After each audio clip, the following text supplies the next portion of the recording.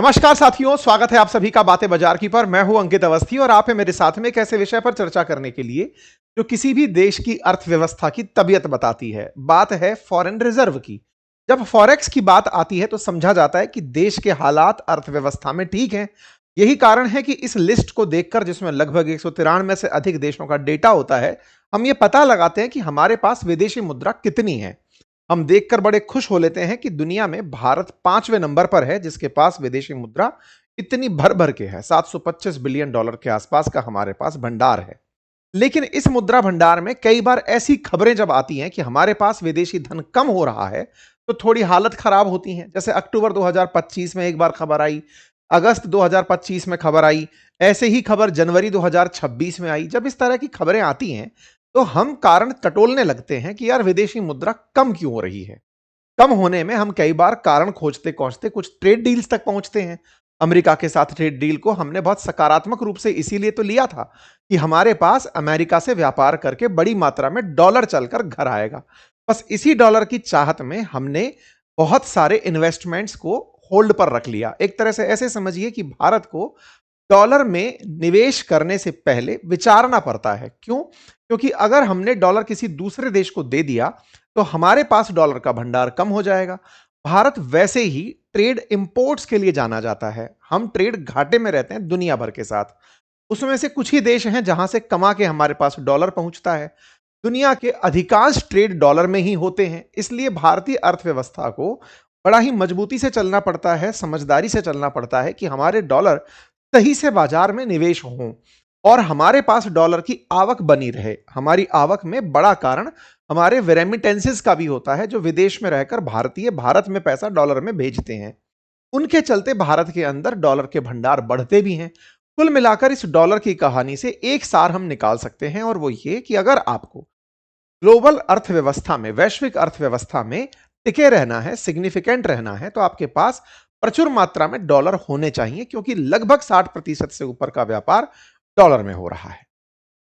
ऐसे में जब आपको यह खबर सुनने को मिले कि भारत ने कोई ऐसा फैसला कर लिया है जिससे कि अब डॉलर आसानी से बाहर भेजे जा सकेंगे, तो यह अपने आप में चिंता की लकीरें बढ़ा देता है। मैं ऐसा क्यों कह रहा हूं? क्योंकि जब भी आप डॉलर बढ़ाते हैं, बाहर भेजने लगते हैं, तो रुपए की वैल्यू कम होने लगती है। भारत में रुपया मजबूत तभी हुआ, जैसे आपने खबर सुनी थी कि यूएस के साथ भारत की ट्रेड डील हुई, अचानक रुपया मजबूत हुआ था कि चलो अब डॉलर भर भर कर आएगा, रुपया मजबूत होने लगा था। लेकिन अब आप सुनते हैं कि भारत सरकार की किसी परमिशन की वजह से अब हम डॉलर बाहर भेज पाएंगे। और कहां भेज पाएंगे? नेशनल स्टॉक एक्सचेंज और बॉम्बे स्टॉक एक्सचेंज में जिस तरह से टॉप कंपनीज लिस्टेड हैं, जैसे बॉम्बे स्टॉक एक्सचेंज के अंदर आप 30 टॉप स्टॉक्स को सुनते हैं, नेशनल स्टॉक एक्सचेंज में जैसे 50 स्टॉक्स को सुनते हैं। मतलब ऐसी लिस्टेड कंपनीज को सुनते हैं कि हां भाई, भारत की ये सबसे बड़ी कंपनियां हैं, आप इनमें निवेश करते हैं रुपए में। ऐसे ही सोचिए कि अगर आप अमेरिका की टॉप लिस्टेड कंपनीज में, जैसे एप्पल है, अमेजॉन है, एनवीडिया है, माइक्रोसॉफ्ट है, अगर आप इनमें निवेश करने के लिए जाना चाहें या फिर उनके स्टॉक परचेज करना चाहें, तो आपके पास डॉलर में ही निवेश का विकल्प होता है। भारत में अभी तक भारत से बाहर इन कंपनीज के स्टॉक परचेज करने के लिए एक प्रकार की परमिशन नहीं थी, या फिर यह कहिए कि हम इतना टैक्स वसूलते थे कि हमारे यहां से पैसा बाहर जाना अपने आप में टफ टास्क होता था। भारत ने TCS, tax deduction act source की तरह ही टीसीएस नाम की एक फैसिलिटी लगा रखी थी, जिससे डॉलर बाहर भेजना चुनौतीपूर्ण होता था। अब आज खबर बनकर यह आती है कि भारत में नेशनल स्टॉक एक्सचेंज का जो इंटरनेशनल स्टॉक एक्सचेंज है, वो तमाम उन विदेशी कंपनियों के लिए डॉलर में खरीद और बेचान करने देगा भारतीयों को।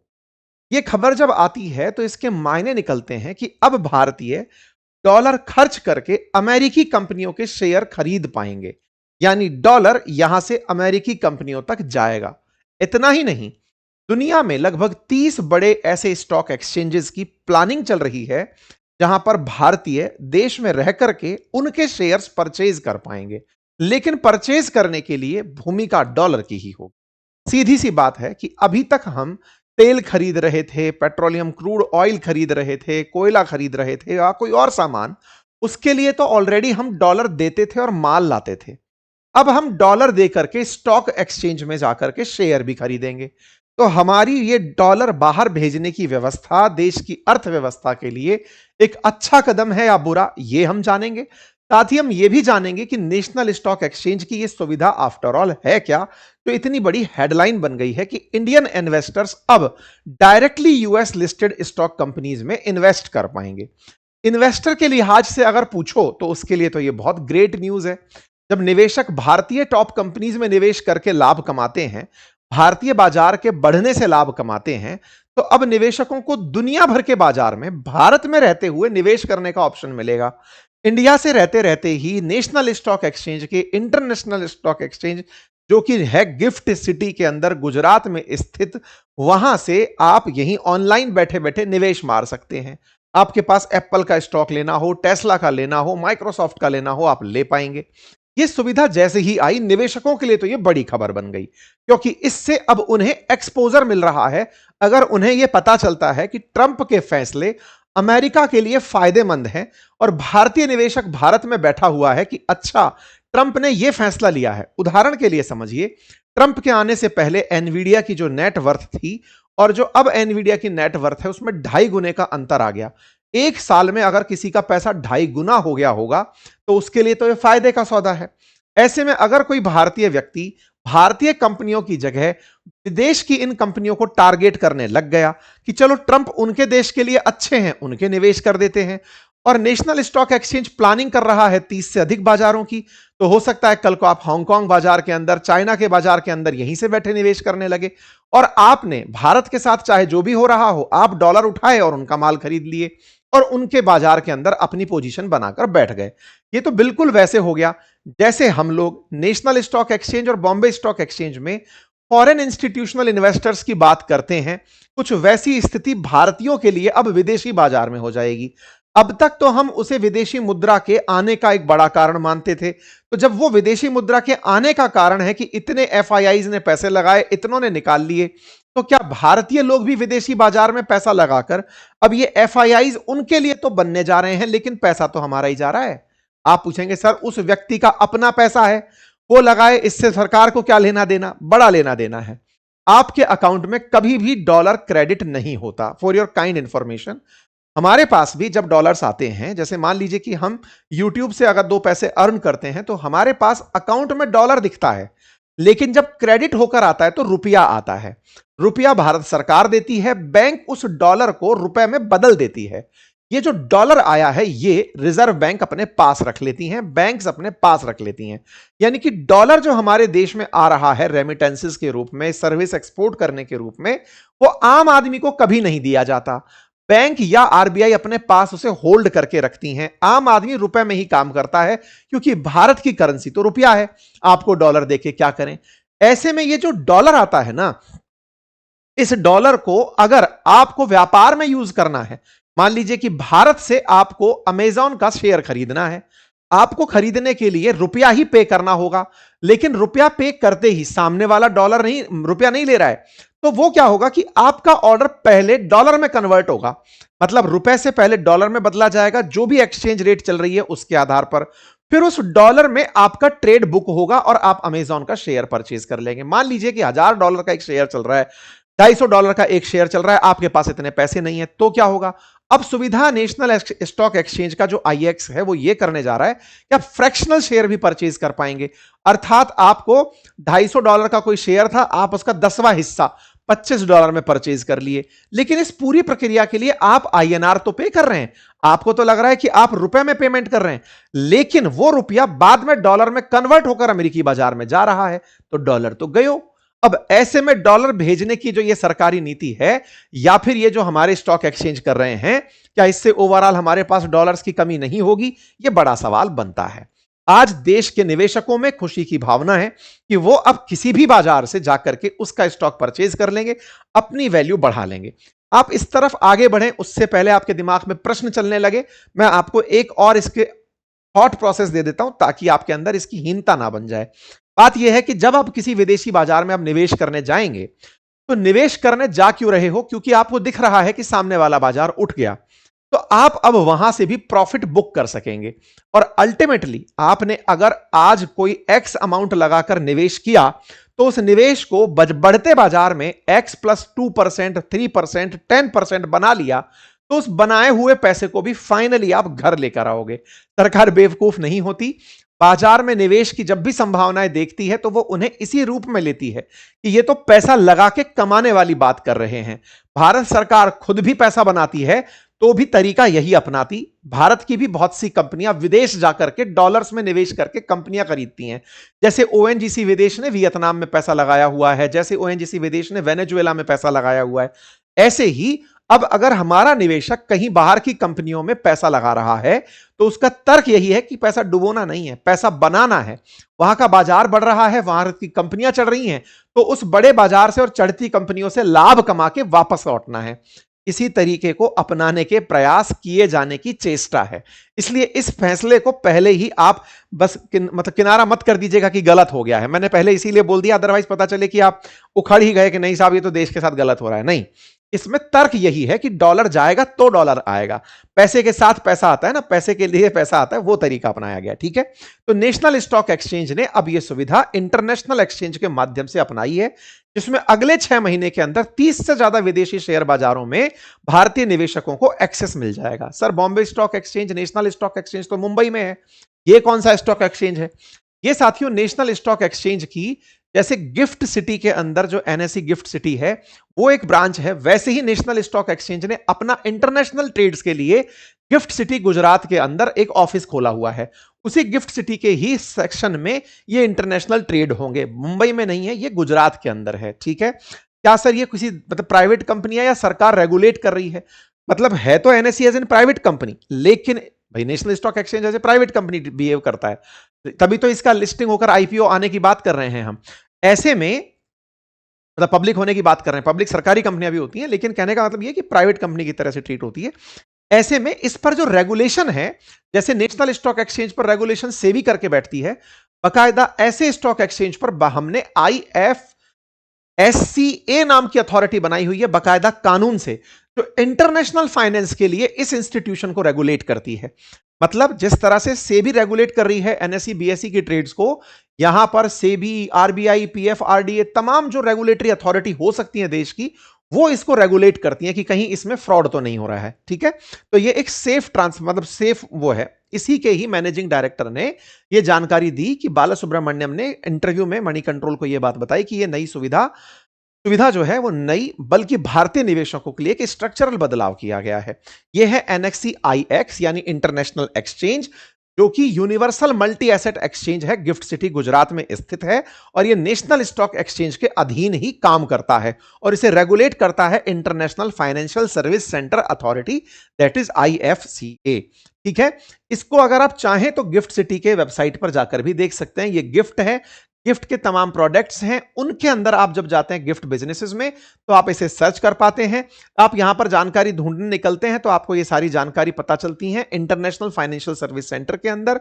आप जब गिफ्ट बिजनेस में जाते हैं तब आपको ये तमाम चीजें दिखाई देती हैं, जिसमें इंटरनेशनल बैंकिंग है, कैपिटल मार्केट है, यहां से आप अपने लिए चीजें देख सकते हैं। ठीक है, तो कुल मिलाकर के नेशनल स्टॉक एक्सचेंज की ये गिफ्ट IFSC एक फैसिलिटी है Gujarat international financial tax city के अंदर, इंटरनेशनल फाइनेंशियल सर्विस सेंटर, जहां से आप इस काम को अब कर पाएंगे। ठीक है, इन्होंने बताया कि शुरुआत हम अमेरिकी बाजार से कर रहे हैं, अगले 3 से 6 महीने के अंदर हम 30 से ज्यादा अमेरिकी अंतरराष्ट्रीय बाजारों के अंदर पहुंच जाएंगे। ये इन्होंने बताया है कि हम किस तरह से पहुंचने की प्लानिंग करते हैं। देखिए, ये दुनिया भर के टॉप 25 स्टॉक एक्सचेंजेस हैं जहां पर भारतीय निवेशक जाकर निवेश कर लेगा। और ये जो स्टॉक एक्सचेंजेस हैं, इनकी 2023 में $106 ट्रिलियन की वैल्यू थी। ये दुनिया के सबसे बड़े ट्रेडिंग मार्केट्स हैं, जिनमें सबसे ऊपर अमेरिका है, फिर चाइना है, फिर जापान है, फिर इंडिया है। इस क्रोनोलॉजी के अंदर दुनिया भर के स्टॉक एक्सचेंजेस हैं। अगर दुनिया के इन स्टॉक एक्सचेंजेस की वैल्यू जोड़ दी जाए कि ये कितना कैपिटल होल्ड कर रहे हैं या इनके पास कितनी मार्केट कैप है, तो साथियों 2026 तक इसकी वैल्यू $154.45 ट्रिलियन पहुंच जाएगी। आप कहेंगे सर यूएस की इकोनॉमी $30 ट्रिलियन है, तो ये इतनी बड़ी वैल्यू कैसे? देखिए, इकोनॉमी जीडीपी आधारित है, यहां पर मार्केट कैप के ऊपर बात की जा रही है। रही है बाजार की वैल्यू कितनी है। तो बाजार की वैल्यू वर्तमान के हिसाब से चलते हुए, जैसे भारत की अर्थव्यवस्था तो अभी $4.25 ट्रिलियन की है, लेकिन हमारी कंपनियों की जो वैल्यू है वो $4.4 ट्रिलियन की है जिनका ट्रेड हो रहा है। ठीक है, तो इस तरह से बाजार का जो भाव है दुनिया की टॉप कंपनीज का, वो इतने ट्रिलियन डॉलर तक पहुंच जाएगा 2026 तक। और तो और इन कंपनीज में हर बार, मतलब प्रतिदिन 10 ट्रिलियन से ज्यादा माल, $10 ट्रिलियन से ऊपर का इधर से उधर एक्सचेंज होता है, जिसमें से $9 ट्रिलियन तो अकेला अमेरिका की बाजार की तरफ मूव होता है। लोग वहां से ट्रेड करते हैं, दुनिया भर के लोग ट्रेड करते हैं, केवल हम ही नहीं कर रहे। ऑलरेडी हमारा इंटरनेशनल बाजार में जो एनएसई है वो हर महीने $100 बिलियन का ट्रेड संभालता है। तो $100 बिलियन का तो हर महीने ट्रेड ऑलरेडी संभाला जा रहा है। अब यह होगा कि रिटेल निवेशक डॉलर निवेश करके विदेशी कंपनियों के शेयर खरीदेंगे। अब सवाल बनता है, सर कौन से नियम के तहत हो रहा है? तो असल में हमारी जो रिजर्व बैंक ऑफ इंडिया है उसने अपने कुछ एलएसआर नियम तय किए हुए हैं, लिबरलाइज्ड रेमिटेंस स्कीम। इनके अंदर तरीका यह रखा गया आरबीआई के द्वारा कि कोई भी व्यक्ति $2.5 लाख तक बाहर भेज सकता है। उसके लिए हमारे यहां पर टीसीएस कटा करता है, जो इस बार के बजट के अंदर थोड़ा कम किया गया है। इस बार क्या हो रहा है कि जो हमारे एलएसआर नियम है, जिसमें $2.5 लाख तक जो बच्चे बाहर पढ़ रहे हैं उनको पेरेंट्स भेज पाते थे, ये लगभग 2 करोड़ के आसपास, 2-2.25 करोड़ रुपए के आसपास सालाना हुआ, जिसे आप यहां से बाहर भेज सकते हैं।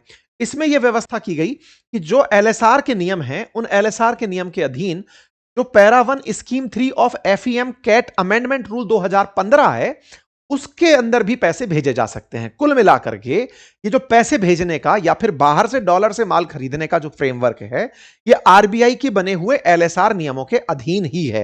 ये नियम ऑलरेडी एग्जिस्ट करते थे, अब इन्हीं को ध्यान में रखते हुए आगे किया जा रहा है। लेकिन इसमें यह कहा गया है कि वो company, corporate, partnership firm, HUF और ट्रस्ट, ये इसको ट्रेड में भाग नहीं लेंगी। ये इंडिविजुअल्स के लिए फैसिलिटी है जो रखी गई है। तो एक प्रकार से भारत में बैठा निवेशक हर साल लगभग 2 करोड़ रुपए यानी कि $2.5 लाख के आसपास बाहर के बाजारों में ट्रेड कर पाएगा, स्टॉक परचेज कर पाएगा। इस काम को करने की सुविधा क्या रखी गई है?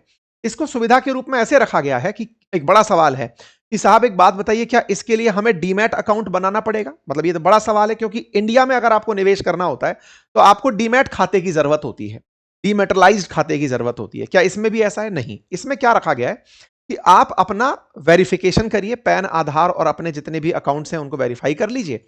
उसके बाद में आपको ब्राउजिंग के थ्रू आप गिफ्ट सिटी के साथ जुड़ जाइए, मतलब गूगल इंटरनेट के थ्रू जुड़ जाइए, यानी कि जैसे अकाउंट में एंट्री करते हैं वैसे कर जाइए।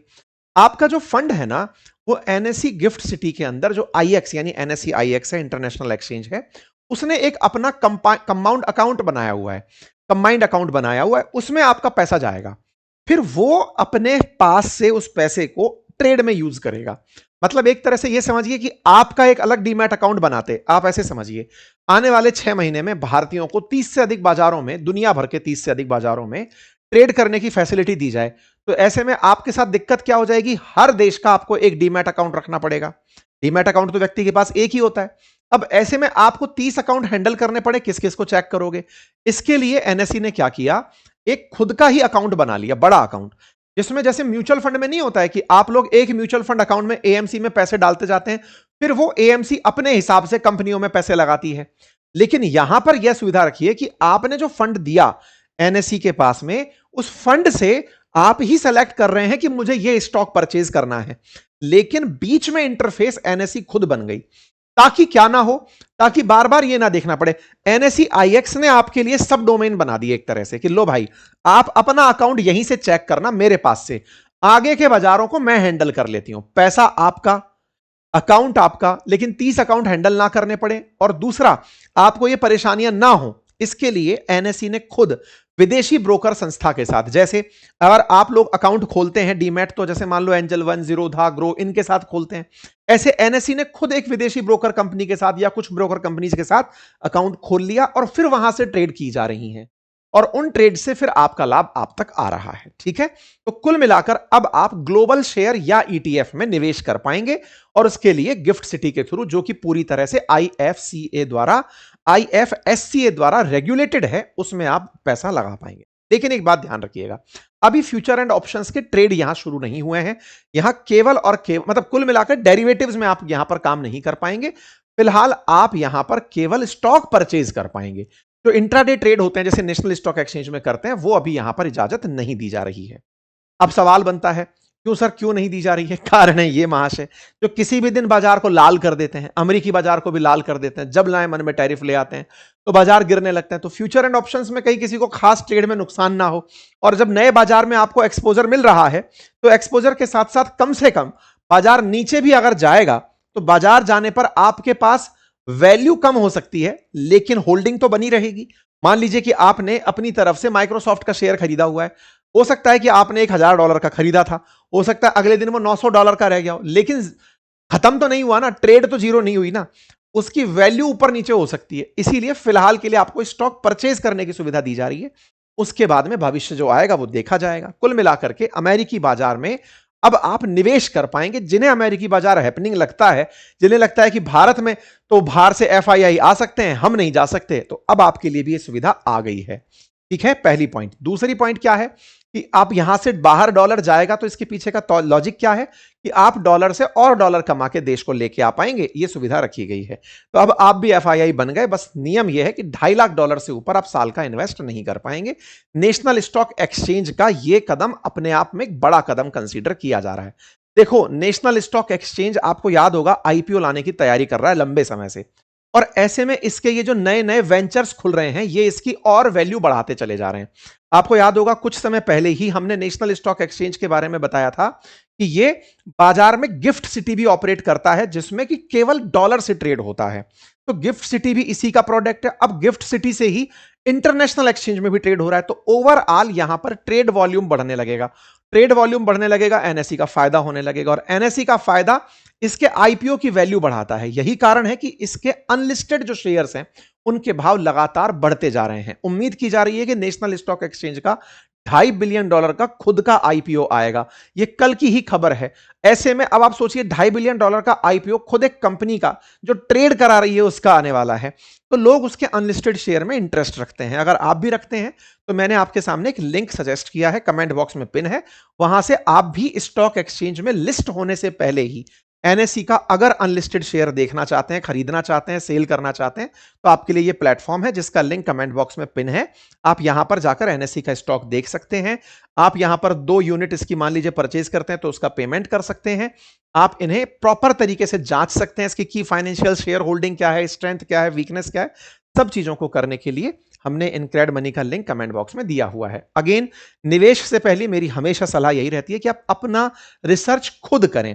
आपके रिसर्च आपके काम आए। हमने आपको केवल यह बताया है कि किस तरह से दिशा में जा रहा है। ठीक है, फिलहाल के लिए इतना ही। जानकारी पसंद आई हो तो साथियों से अवश्य साझा करें। चैनल पर नए हैं तो सब्सक्राइब कर लें। धन्यवाद।